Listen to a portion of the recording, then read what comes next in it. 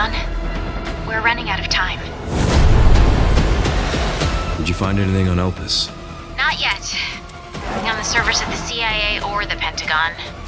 I'm coming with you. We can't talk. What do you want to know? I don't want any more regrets. Whatever it takes, count me in. Raccoon City was where it all began for me. The nightmare has returned, and this time we are facing the ultimate Requiem. Welcome to the last one.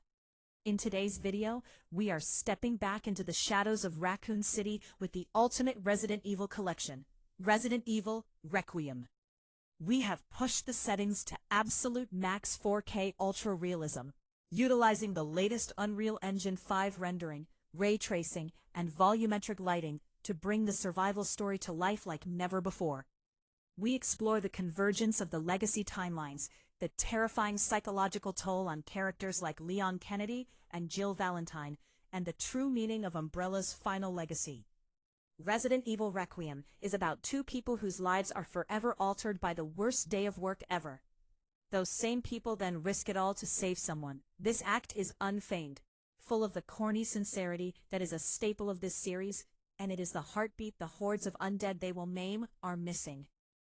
Resident Evil Requiem is also a game about roundhouse-kicking zombies, physics-defying motorcycle chases, and a story that requires years of crisscrossed history to fully understand what transpires. It is fantastic, a revelatory mix of terrifying survival horror and action that stops just short of being too over the top to dip back into the sentimental humanity of these seemingly everlasting characters. It is goofy, schlocky, and excessive, but it is also a masterclass in refinement, a tour de force of gameplay that arrives only after 30 years of lessons learned. Requiem is Resident Evil at its finest. Grace Ashcroft is the daughter of a woman murdered for mysterious but significant reasons. When she is called to yet another murder on a case she's tracking for the FBI, she returns to the hotel where she watched her mom die. Thus begins a dreadful day in which the comfort of her office computer is a far cry from her journey to the heart of Raccoon City to fight both true evil and rotting corpses whose innocent slumber has been invaded by a virus. Kennedy, who might view Grace's adventure as just another day at work, is ill, racing against the clock to find a cure for something he doesn't understand. Fatefully, their paths cross, and together they must save themselves, a girl and the world. They don't know who's pulling what strings, not really, but that only encourages them to keep fighting. That hotel, the Rhodes Hill Care Center, sterile white labs, Raccoon City itself, and the dormant secrets they hold are the labyrinthian playgrounds for what is the new pinnacle of survival horror. Absurd puzzles involving sparkling gems, search action gauntlets, and a scavenger hunt for detonator parts and more color the pages of Capcom's playbook in Requiem. It is familiar, sometimes to a fault, but it is always exhilarating. The shakiness of Grace's hands in first person matches the hushed breaths I try to contain on my couch, as if the undead hulking chef with his machete-sized kitchen knife will hear me if I'm too loud. The copious one-liners that Leon can't help saying are the capstones to my laughter after watching a pustulating, walking blister explode into a fountain of blood after I plunge a hatchet into its skull in third person. Whether my walk has slowed to a crawl as I inch closer to a zombie I have to sneak around, or I'm sprinting forward into the horde because I am finally in control of a chainsaw that has haunted me for years, I am in heaven, or maybe hell. Just barely surviving the hallways of the aforementioned care center as Grace, desperate to save a girl who could have been her in a different universe, provides the scares and tension I crave from Resident Evil. I don't care that zombies explode into reborn, festering amalgamations of blood and thickened muscle before my eyes.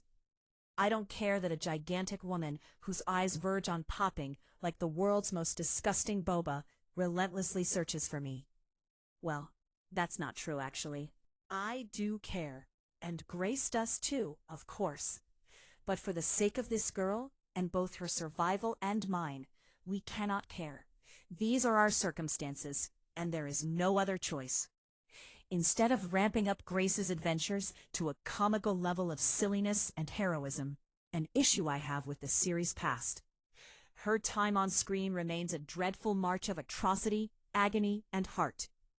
And just as it starts to feel overindulgent, in steps Leon, just the man for extravagant set pieces with mortar-firing zombies, motorcycle chases, and monstrous boss fights. It's nothing new for him, after all. Capcom masterfully weaves Leon and Grace's stories together to ensure her horrors never persist for too long, and that Leon's ditzy drive never overextends its enjoyment. I would have welcomed another dozen hours of this back and forth with joy, and I am looking forward to optimizing my route through this nightmare to achieve a cleaner, faster completion time. That myriad post-game rewards and unlockables remain after the first playthrough demonstrates Capcom's confidence. It knows I will be playing it again and again. There is such a simple change in the ever-present virus of Requiem, which has plagued Raccoon City and its surrounding mountains for nearly 3 decades. Those who succumb to it retain their memories. Gone are the shambling, decomposed bodies that just want to taste the next living thing their eyes spot. No, these zombies are the soldiers who died with a machine gun in hand, but still have a mission to accomplish. The doctors performing surgery who will use their scalpel prowess on you, and the lone police chief still looking for a donut, I assume. This viral change breathes new life into zombies we've killed countless times before, as there is a semblance of life within, and every bullet fired is the chance for mercy, finally. It also means some custodial zombies aren't interested in killing you, but rather are desperate to turn off the light you just switched on, and I'm thankful for that too. Grace cannot stop.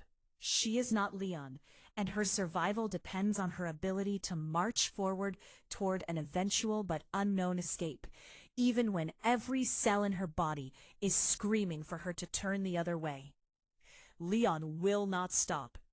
He has a mission after all, and nothing will prevent him from completing it. Not even the threat of returning foes he has long thought dead.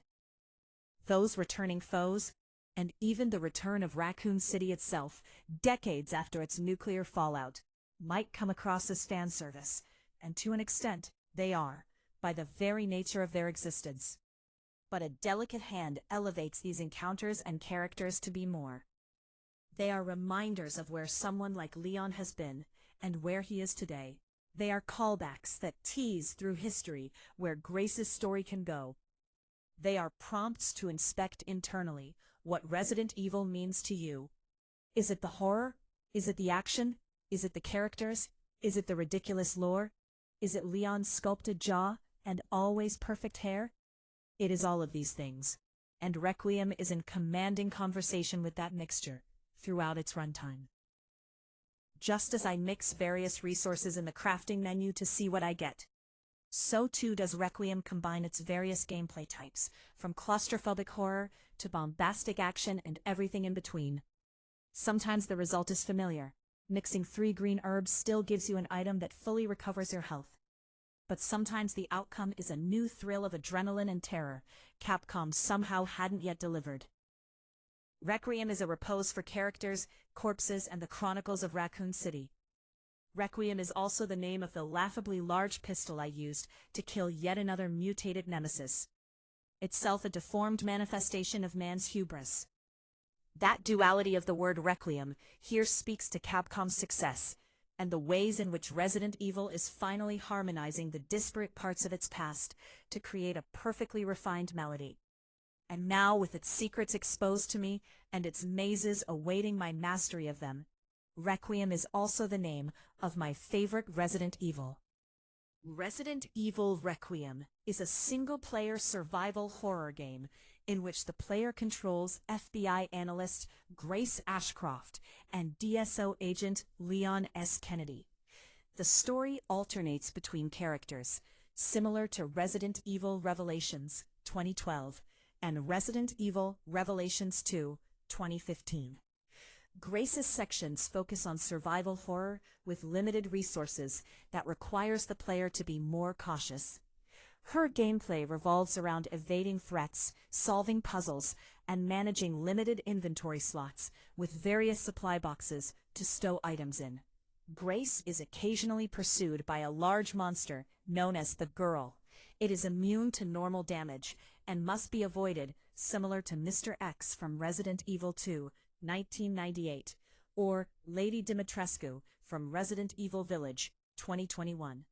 To avoid detection, the player can crouch and sneak and hide under objects such as tables. However, the monster can also stalk the player through walls and ceilings, and must be brought into light sources in order to properly damage it. Grace can distract enemies by collecting and throwing glass bottles found throughout the environment. The player can use a lighter or flashlight to illuminate dark areas, though this attracts the attention of the Girl. On the standard, classic, or insanity difficulty modes, Grace must use ink ribbons to save progress at typewriters, additionally serving as checkpoints upon death, with few autosaves in her sections. Leon's sections focus on action, incorporating various firearms, takedowns, and more abundant resources to neutralize zombie enemies. In addition to his hatchet melee weapon with limited durability for parrying incoming enemy attacks, Leon can also pick up enemy weapons and use them against them. Leon manages his inventory through a briefcase that can stow items if there is enough space for them, instead of a finite amount of slots.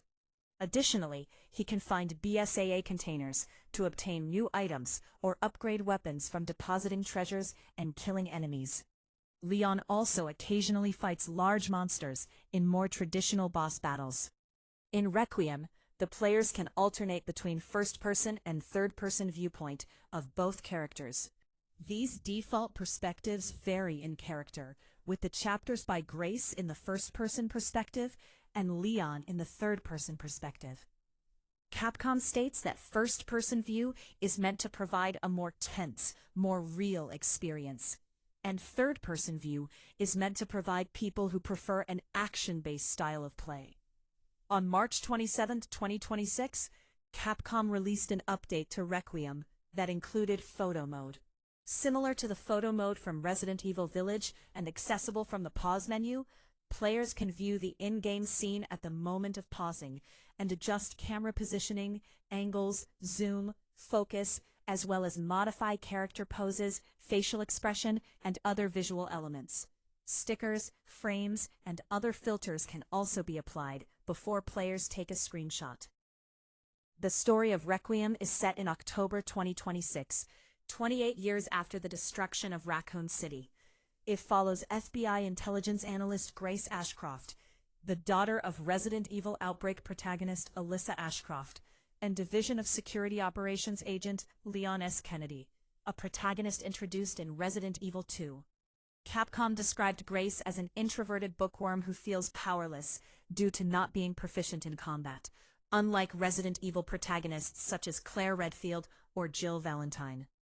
Leon is supported by Sherry Birkin, a fellow DSO agent, whom he rescued from Raccoon City's destruction when she was a child.